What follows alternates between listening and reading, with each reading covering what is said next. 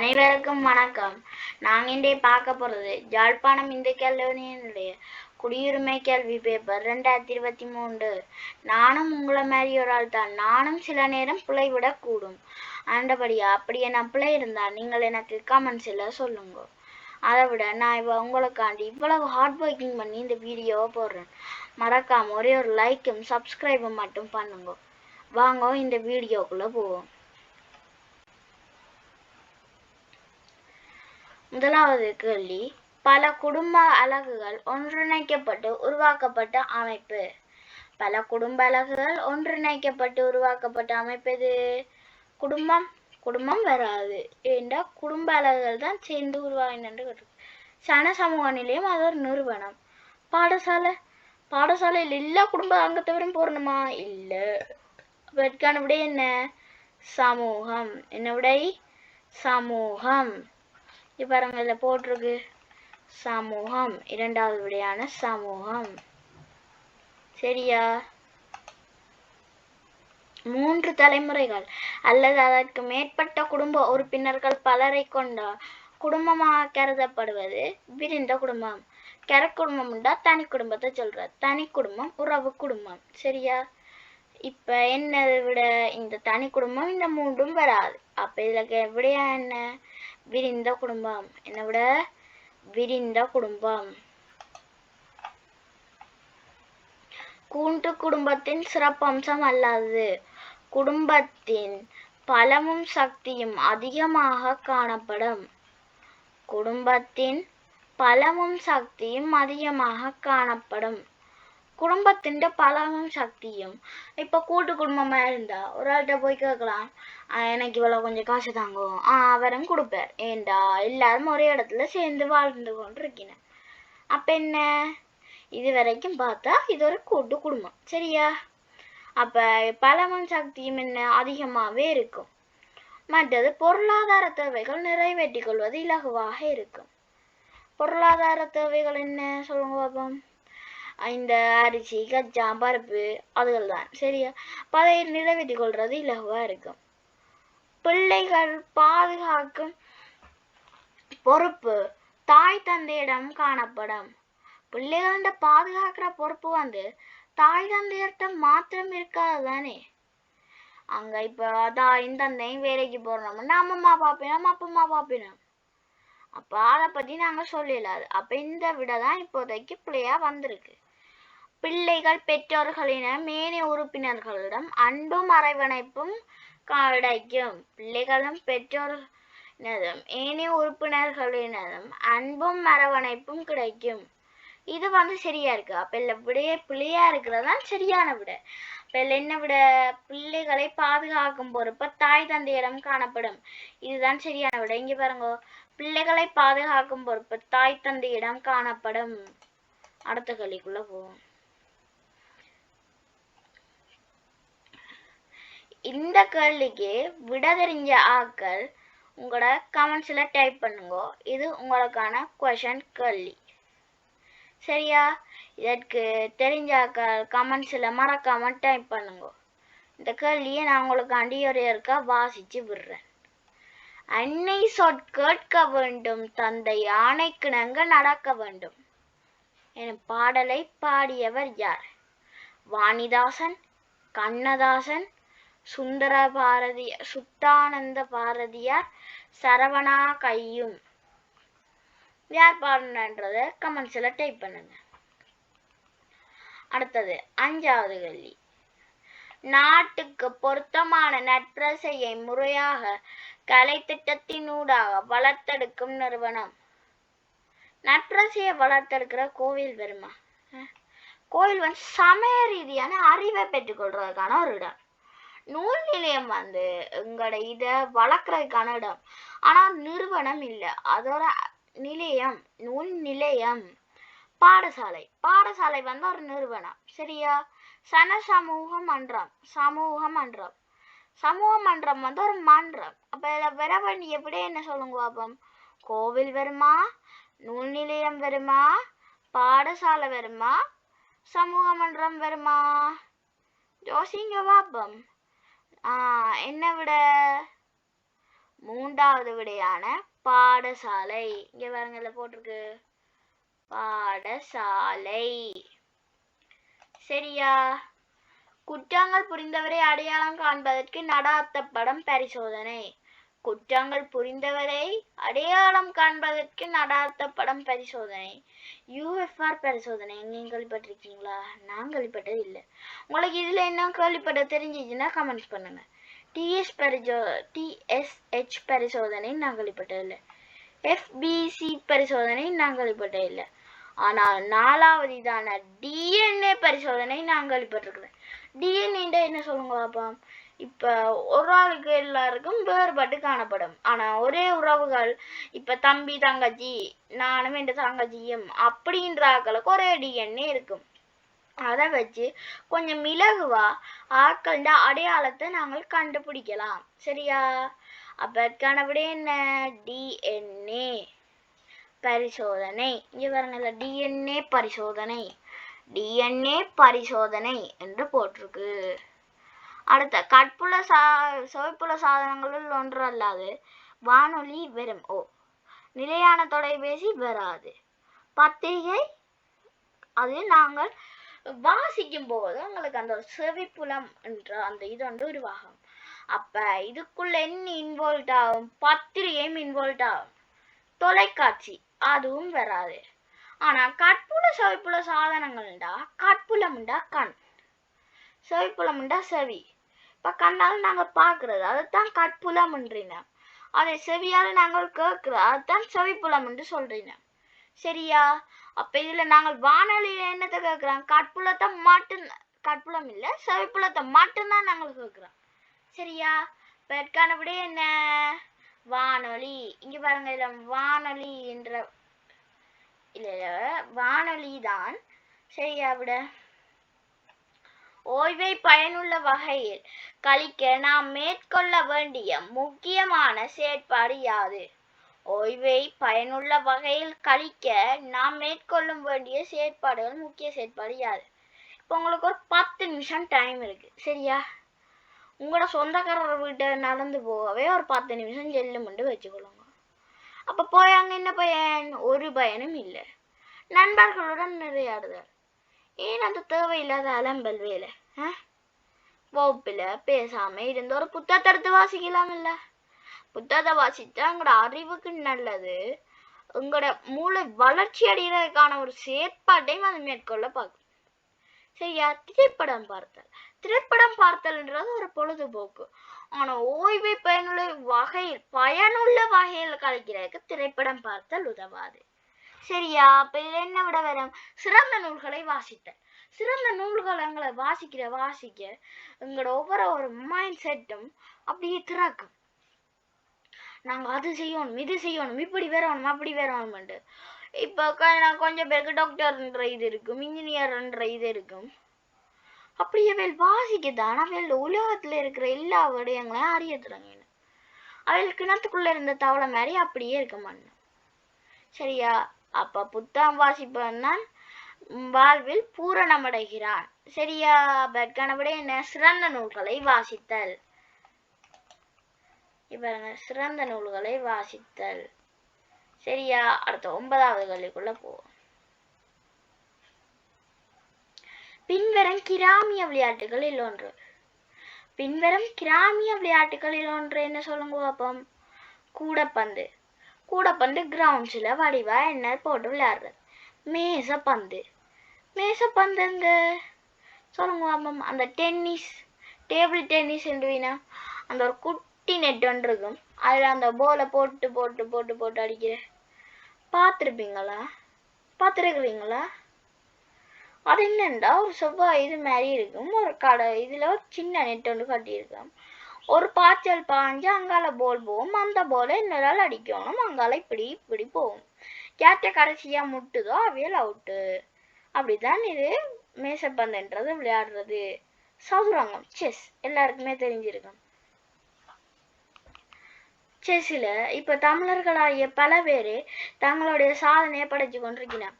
குகேஷ் அப்படியான பல பேர் தங்களோட சாதனையை படைச்சு கொண்டிருக்கிறார். சரியா? சதுரங்கத்துல ஒரு வெளிநாட்டு விளையாட்டா இருந்தாலும் அதிலேயும் அவைகள் முன்னேறணும் நினைக்கிறதுக்கு ஒரு வாழ்த்துக்கள். இப்ப இதுல என்ன விட வராது? பல்லாங்குழி என்ற விடதான் வராது.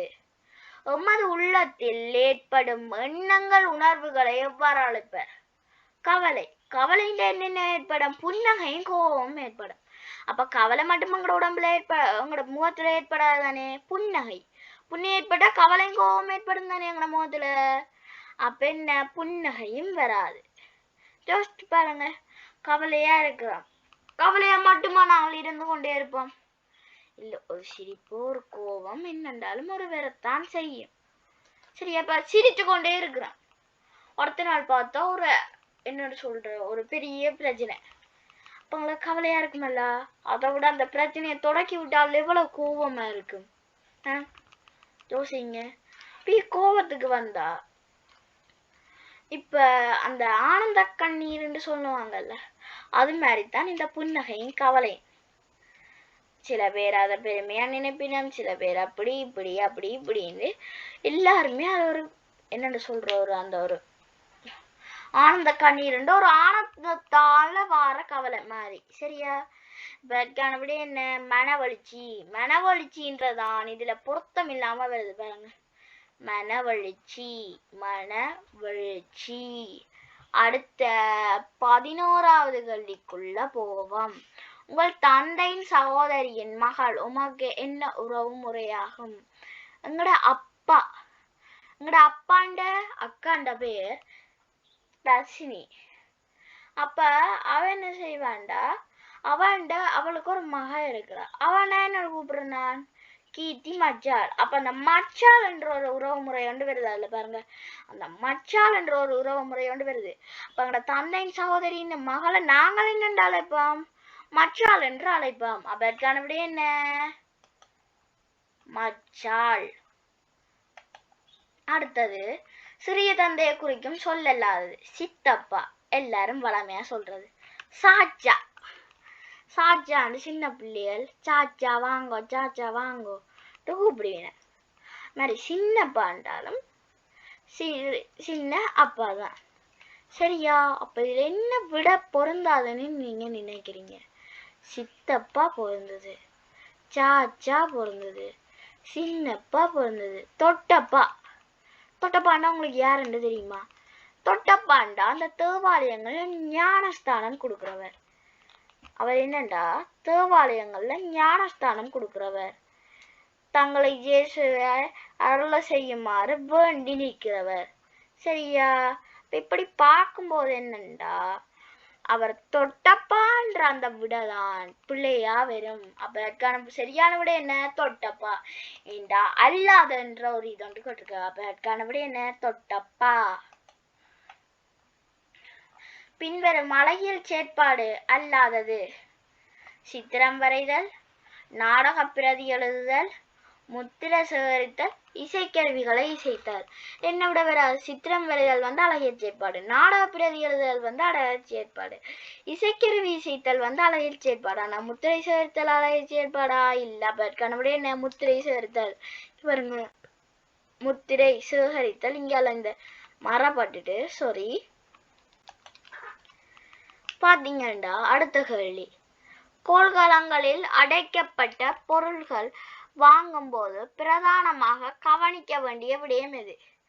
கொள்கலங்களில் அடைக்கப்பட்ட பொருட்களை வாங்கும்போது கவனிக்க வேண்டிய விடயம் யாது?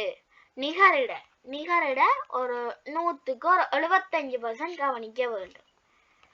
அதை அடங்கியுள்ள கூறுகள் 100க்கு ஒரு 90% கவனிக்க வேண்டும். விலை ஒரு 100க்கு 99.9% கவனிக்க வேணும். ஆனா காலாவதி 100க்கு 100% கவனிக்க வேண்டும். ஏண்டா நாங்கள் இப்ப ஒரு பழுதா போன உணவை வாங்கி நாங்கள் ஒன்றும் செய்யல. பழுதா போனதை வாங்கி எங்களுக்கு என்னன்னு சொல்ற அந்த வயிற்றோட்டம் இப்படியான சில பல நோய்கள் ஏற்படும். இந்த நோய்களினால நாங்கள் அவதிப்படுவோம். சரியா? அப்ப நாங்கள் முதலாவது பார்க்க வேண்டியது என்ன சொல்லுங்க பாப்போம்? காலாவதியாகும் திகதி. என்ன? காலாவதியாகும் திகதி. இங்க பாருங்க, நான் உங்களுக்கு காட்டுறேன். சாரி பிள்ளைகள். காலாவதியாகும் திகதி. என்ன? காலாவதியாகும் திகதி. அடுத்த பாருங்க, பௌத்தர்களின் வழிபாட்டு தலமாக அமைவது. என்ன சொல்லுங்க பாப்போம்? பௌத்தர்களுக்கு விஹாரை. ஆனா பள்ளிவாசல் யார் கொண்டாடுறது? முஸ்லிமாக்கள். முஸ்லிமாக்களோட விழான்னு சொல்லுங்க பாப்போம். ரம்லானும் ஹஜ் பெருநாளும். தேவாலயம். தேவாலயம் யார்கிட்ட சொல்லுங்க பாப்போம்? கிறிஸ்தவாக்கள். கிறிஸ்தவாக்களோட கடவுள் யார்? இயேசு. அவங்களோட 2 விழா சொல்லுங்க பாப்போம். ஒன்று நத்தார், இன்னொன்று உதிர்த்த ஞாயிறு. கோவில். கோவில் யார்கிட்ட இது? சைவ சமயத்தர்ல. சைவ சமயத்தர்ல பல கடவுள்கள் இருக்கிறாங்க. அவள் கொண்டாடுற விழான்னு சொல்லுங்க பாப்போம். தைப்பொங்கல் கொண்டாடுவீங்க. அது மாதிரியே தீபாவளியும் கொண்டாடுவீங்க. ஆனா சிங்களவன் தமிழரும் சேர்ந்து கொண்டாடுற விழா சித்திரை புத்தாண்டு. சரியா? அப்ப இதுல என்ன விட? பௌத்தருக்கு சரியா வர விட என்ன சொல்லுங்க பாப்போம்? விஹாரை. என்ன? விஹாரை. அடுத்த 16வது கேள்வி. விளையாட்டில் ஈடுபடுவதனால் ஒருவரிடத்தில் விருத்தி அடையும் பண்பு. தோல்வியை ஏற்காமை. இது ஒரு ஆள் ஏற்படுமா? இல்ல. சோர்வாக இருத்தல். இது ஒரு ஆள் ஏற்படுமா? இல்ல. கட்டளைகளை பின்பற்றாமை. இது ஒரு ஆள் ஏற்படுமா? இல்ல. இருந்தாலும் இந்த இது ஏற்பட்டு பார்த்துருக்குறீங்களா யாருக்கு? அவர் ஒரு சிறந்த விளையாட்டு வீரனா இருந்தா அப்படி ஒன்று ஏற்படாது. ஒரு ஆளுக்கு ஒரு ஆள் போட்டித்தன்மை இருக்கலாம், ஆனா பொறாமத்தன்மை இருக்கக்கூடாது. பொறாமத்தன்மை இருந்தா அதுங்களை ஒரு நாள் இல்ல ஒரு நாள் அங்களே வீழ்த்தி விட்டுரும். சரியா? இதை ஞாபகம் வச்சுக்கொள்ளுங்க.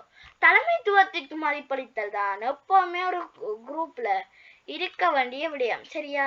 தலைமைத்துவத்திற்கு எப்பவுமே மதிப்பளிக்கணும். சரியா? இதற்கான விட என்ன? தலைமைத்துவத்திற்கு மதிப்பளித்தல். பாருங்க, தலைமைத்துவத்திற்கு மதிப்பளித்தல். அடுத்த கேள்வி. சரியா? ஒருவர் மகிழ்ச்சியடையும் சந்தர்ப்பத்தில் அவரிடத்தில் வெளிப்படுத்தப்படும் பண்புகளில் ஒன்று. மகிழ்ச்சியா இருந்தா யாருக்கும் கை நடுங்கி கண்டிருக்கிறீங்களா? நடுங்காது. அவர் கோபமா இருந்தா தான் அவருடைய கை நடுங்கும். சரியா? உடல் நடுங்கி எங்கேயும் பார்த்துருக்கிறீங்களா? இல்ல. கோபத்துக்கு தான் இந்த 2 இதுவும் வரும். கோபத்துக்கு கை நடுங்கும், முட்டல் நடுங்கும், கண் சிவப்புக்கும். அப்படியே அந்த முகத்திலேயே அந்த மனவெழுச்சி தெரியும். முகம் சிவந்து போதல். முகம் சிவக்கிற என்னத்துக்கு? கோபத்துக்கு. இப்ப அந்த காளி மாதிரி என்ன செய்யற? அந்த உச்ச கோபத்தை அடையக்கு அந்த முகமெல்லாம் சிவக்க ஆரம்பிக்கும். சரியா? ஆனா சிரித்தலப்ப ஒருவர் மகிழ்ச்சியா இருக்கேக்குதான் அவருக்கு சிரிப்பு வரும். சரியா? அப்ப கனவிட என்ன? சிரித்தல். அடுத்த கேள்வி. சரியா? மத வழிபாட்டு தலங்களை அடிப்படை நோக்கமாக அமைவது. நல்வாழ்க்கைக்கு இட்டுச் செல்லல், மத ரீதியான அறிவை பெற்றுக் கொள்ளுதல், அன்பு அரவணைப்பு வழங்குதல், தவறான வழியில் இட்டுச் செல்லல். விட என்னண்டா மத ரீதியான அறிவை பெற்றுக்கொள்ளல். மதத்தை நாங்கள் புரிஞ்சு கொண்டு வாழ்வில் நல்ல சிறந்த ஒரு பண்பு உள்ளவராக நடக்கணும்ன்றக்காண்டித்தான் நாங்கள் எப்பவுமே மத வழிபாட்டு தலங்களுக்கு போய் அந்த மதத்துல நாங்கள் எப்பவுமே ஒரு உறுதுணையா இருக்கிறோம். சரியா? அதற்கான விட என்ன? மத ரீதியான அறிவை பெறல். என்ன விட? மத ரீதியான அறிவை பெறல். நல்வாழ்க்கைக்கு இட்டு செல்ல. அதுவும் வரும், ஆனா ஒரு 90% தான் வரும். சரியா? நீங்க வடிவா ஞாபகம் வச்சுக்கணும். மத ரீதியான அறிவை பெற்றுக் கொடுத்தலுக்கு மத வழிபாடு தலங்கள் அடிப்படை நோக்கமாக ஆகிறது. சரியா? அடுத்த சவால்களை வெற்றிகரமாக எதிர்கொள்வதற்கு நம்மிடம் மிதிக்க வேண்டிய பண்பு. பொறாம இருந்தா, இப்பதானே நான் சொன்னேன், பொறாம இருந்தா வெற்றி பெற முடியாது. பொறாம எங்களிடம் இருக்க கூடாத பண்பு. சரியா? ஆனா பலவீனம் இருந்தா தோத்துருவோம். முன் கோபம். கோபம் இருந்தோரால நாங்கள் மிரட்டினா உங்களுக்கு சில நேரம் அந்த போட்டியிலிருந்து விலகப்படுறதுக்கான வாய்ப்புகளும் உங்களுக்கு இருக்கும். ஆனா தன்னம்பிக்கை இருந்தா எப்பவுமே எங்களால் அந்த போட்டியில ஜெயிக்க முடியும். சரியா? அதற்கான விட என்ன? தன்னம்பிக்கை. பாருங்க, தன்னம்பிக்கை. சரியா? அடுத்த கடைசி கேள்வி. குழுவா செய்யும் வேலைகளுள் ஒன்று. பூப்பறித்தல் யாரும் குழுவா செஞ்சு கண்டிருக்கிறீங்களா? பூ பறித்தல் ஒரு ஆளா போய் தனியே நின்று பூ வடிவா புடுங்குறது. தேங்காய் பறித்தலும் ஒரு ஆள் காணும். மரத்துல ஏறி புடுங்கி போட ஒரு ஆள் காணும். ஓவியம் வரைதல் ஒரு ஆள் தன் கிரியேட்டிவிட்டியை யோசிச்சு வடிவா வரைஞ்சி எடுத்து செய்யறது. சிரமதான பணி எல்லாரும் கூட்டா சேர்ந்து செய்யறது. அதற்கான விட என்ன? சிரமதானம். என்ன விட? சிரமதானம். ஓகேவா?